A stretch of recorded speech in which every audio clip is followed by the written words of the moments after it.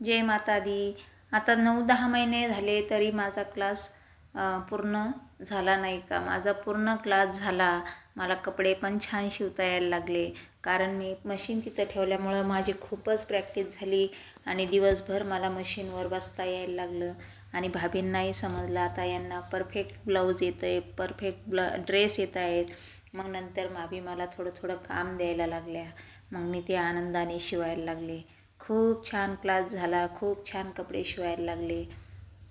आणि क्लासचं इतकंसुद्धा टेन्शन नाही आलं मला की मला हे येत नाही ते येत नाही. भाभीने इतकं छान असं स्टेप बाय स्टेप मला शिकवलं आणि कळलंसुद्धा नाही मला की क्लास झाला पूर्ण माझा म्हणून. आणि भाभींकडे शाळेचे युनिफॉर्म यायचे शिवायला, मग ते पण त्या मला कपडे त्यातले पण शिवायला द्यायच्या. शलवार कटिंग त्यांचे मिस्टर करून द्यायचे आणि आम्ही दोघी ड्रेस शिवायचो.